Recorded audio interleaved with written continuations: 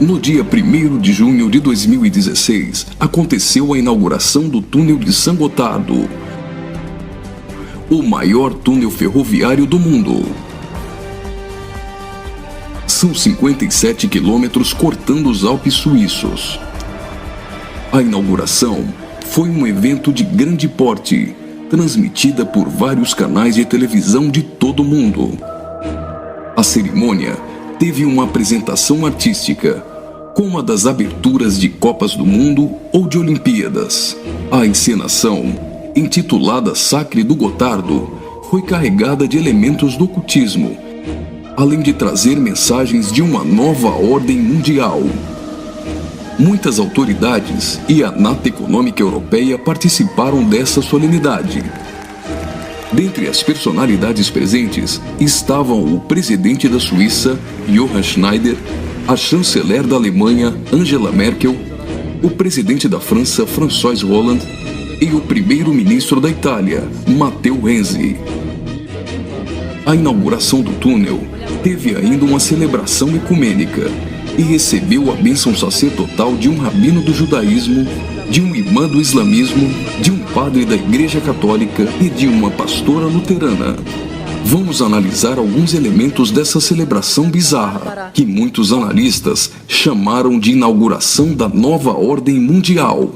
Na primeira parte, em ambiente fechado, a humanidade é representada por uma marcha de zumbis, pronta para receber ordens. Surge então um anjo na forma de bebê.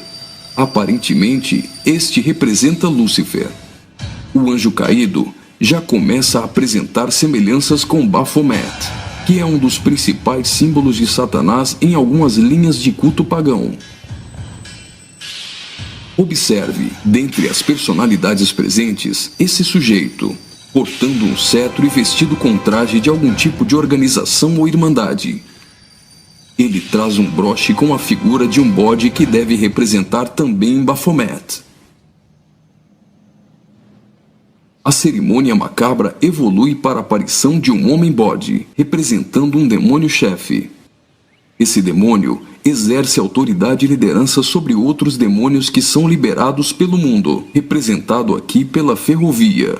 Por essa ferrovia passam vários períodos da humanidade, revivendo alguns tipos de sociedades secretas e rituais pagãos dos celtas, da Grécia Antiga, do hinduísmo e principalmente do Egito Antigo.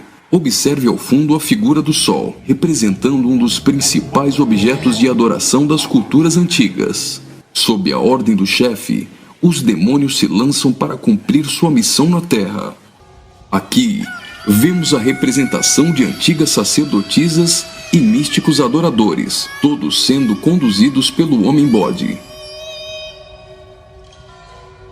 As sacerdotisas estão levando um cordeiro, como algo a ser oferecido em sacrifício.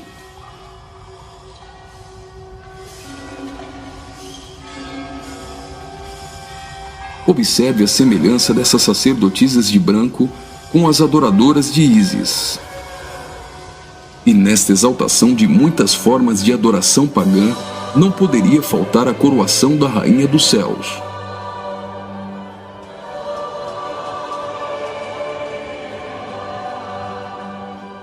A cerimônia prossegue, agora em um ambiente externo. A parte interna exaltou a adoração pagã histórica. Na parte externa, o evento se torna uma cerimônia satânica regida pelo homem-bode. Os zumbis representam a humanidade manipulada, caminhando rumo a um futuro incerto. Os atores correm atrás de uma conquista. O túnel inaugurado literalmente furou 57 quilômetros de rochas nos Alpes suíços. Aparentemente, aqui a humanidade está tentando vencer a rocha, que pode representar Jesus.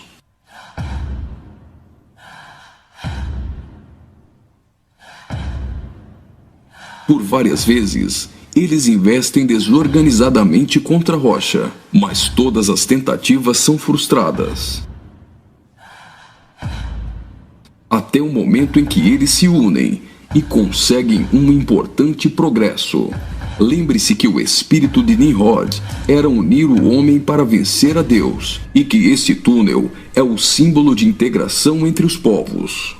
Observe que eles conseguem a abertura de um portal. A representação desse portal lembra o CERN. O CERN é a Organização Europeia para a Pesquisa Nuclear. Está localizado na região de Genebra, na fronteira franco-suíça, a pouco mais de 200 quilômetros do túnel de Saint-Gothard. No CERN encontra-se o LHC, o maior acelerador de partículas atômicas do mundo e maior máquina que o homem já construiu. Ele tem 27 quilômetros de circunferência e está a 100 metros abaixo da superfície. O CERN está em busca da antimatéria e tentando recriar o Big Bang. Mas o CERN também tem um propósito esotérico ocultista nem tanto oculto. Segundo a própria comunidade científica, o CERN pretende acessar outras dimensões e se conectar com forças desconhecidas. O respeitadíssimo físico Stephen Hawking advertiu que os experimentos do CERN podem representar graves perigos a nosso planeta. No prefácio de seu livro, Stardust, Hawking afirmou que o acelerador de partículas poderia causar uma decadência catastrófica do vácuo, o que levaria o tempo e o espaço a entrarem em um colapso. Isso poderia destruir não somente o planeta Terra, mas também o sistema solar e todo o universo. Você já deve ter ouvido falar da partícula de Deus, ou bóson de Higgs. Até o Papa implorou à comunidade científica a suspender as operações do LHC, advertindo que eles poderiam abrir os portões do inferno. Observe também que a logo do CERN é a junção de 3 números 6, 666. As cenas seguintes mostram uma sociedade em transformação. Do portal que foi aberto, procede a direção para a humanidade. Veja que uma nova sociedade vai surgindo. O espírito da rebeldia e da sensualidade marcam as pessoas. A decadência da humanidade é representada tanto na forma de uma queda literal, como através da sensualidade.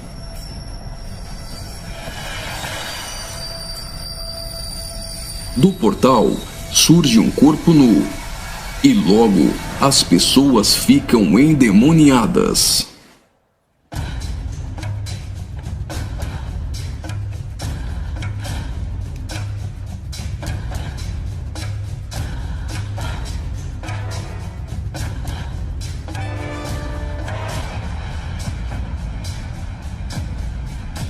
Veja a representação de que existe algo dentro deles. Trabalhadores do túnel aparentemente são representados aqui, mas observe que a verdadeira representação é o deus Shiva, da trindade hinduísta. Shiva é o deus da destruição. Ele destrói para dar lugar a algo novo. A dança de Shiva é considerada a manifestação física do ritmo cósmico. Observe que na entrada do principal laboratório do CERN existe uma imagem de Shiva. A dança destruidora de Shiva é associada à aceleração ou à dança das partículas. A cena seguinte lembra os operários mortos na construção do túnel, mas na verdade representa o sacrifício humano.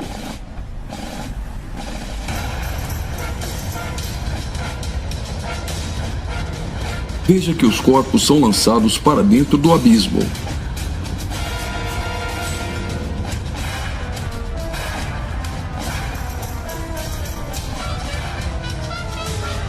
Preste atenção. Do fundo do abismo, as mãos vêm receber o sacrifício.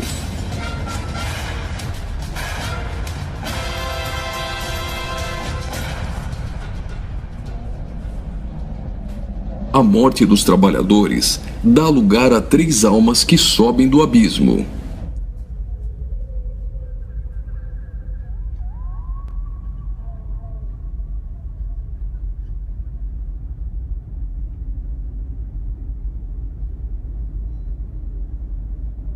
surge então um enorme olho que tudo vê, ou o Olho de Horus, um importante símbolo usado pelos Illuminati.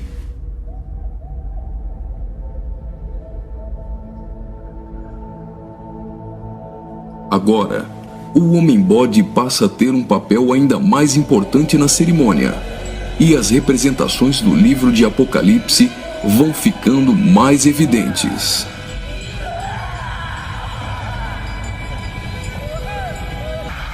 Veja como os demônios se parecem muito com o orixá Omolu. Do portal surge uma figura de um homem, misturada com a de um bode e 3 escaravelhos egípcios. O escaravelho simboliza o deus Khepri, o deus do sol nascente. Homem e bode se fundem, representando a encarnação de Satanás e o surgimento do Anticristo. Ele não será um homem normal. Sua autoridade e poder provém do próprio Satanás. Uma personagem, aparentemente representando a deusa Ísis, surge para ungir o Homem-Bode, que é a própria besta. Como a cerimônia de coroação de um rei, a besta é ungida governante sobre todo mundo. Observe novamente que os demônios lembram muito o orixá Omolu. Após receber o manto do espírito feminino de Ísis, a besta manifesta atitudes homossexuais.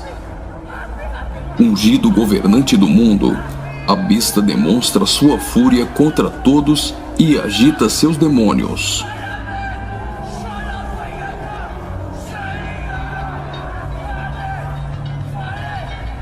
Logo, os demônios sob comando da besta ficam ouriçados.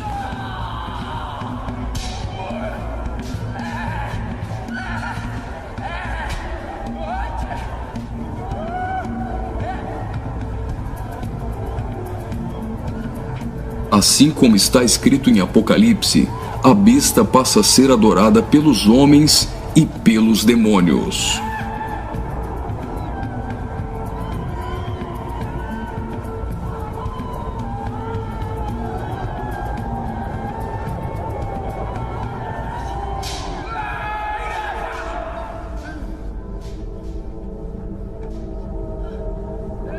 Observe agora o surgimento de 11 personagens, aparentemente representando a Igreja dos 11 Apóstolos. A besta terá autoridade para perseguir a Igreja e para matar os que não lhe adorarem.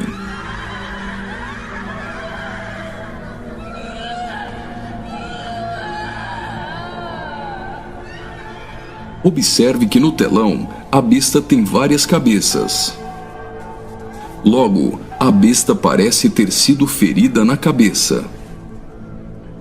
Leva as mãos à cabeça e vai caindo.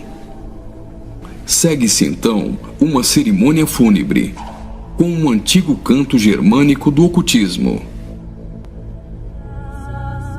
Veja essas pessoas carregando árvores secas invertidas. Observe que as raízes estão para cima. Assim como a cruz invertida é um símbolo do satanismo, tudo que se apresenta invertido representa o contrário. A imagem do telão é a árvore da morte, que é o contrário da árvore da vida.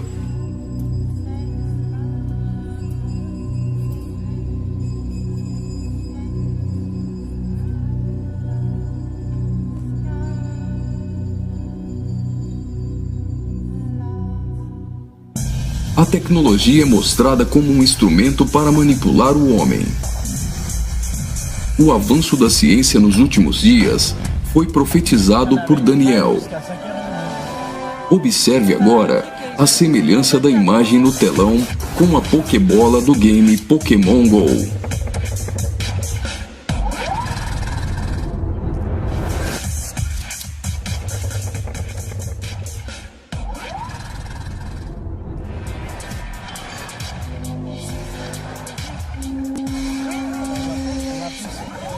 Enquanto na parte inferior da tela aparece uma segunda besta caminhando em direção à primeira, ao fundo surge a figura da Grande Meretriz.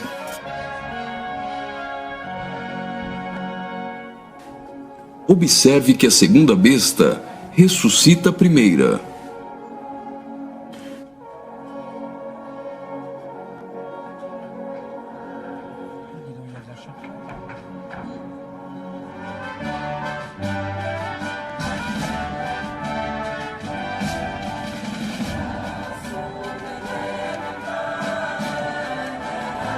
Note que os símbolos maçônicos estão presentes em várias partes da celebração.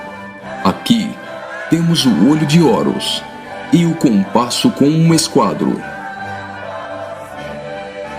Os 3 personagens de cabeças grandes aparentemente representam as nações da Terra, os reis da Terra e os mercadores da Terra que foram embriagados e se prostituíram com uma grande meretriz. O relógio girando ao contrário provavelmente faz menção à profecia de Daniel, de que o anticristo mudaria os tempos, e fala da velocidade em que a nova ordem mundial será estabelecida. No auge da cerimônia, todos os personagens se lançam em adoração. Mas afinal, o que eles estão adorando?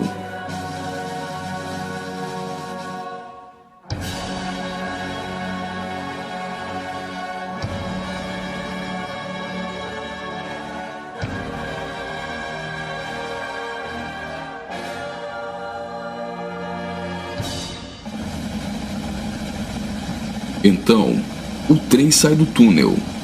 Mas certamente eles não estão adorando um trem.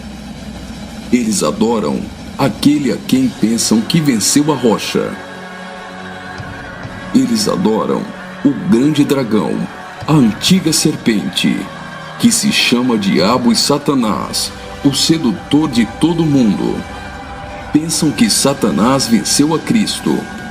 A celebração é como se fosse uma grande vitória, como a consumação de uma enorme conquista.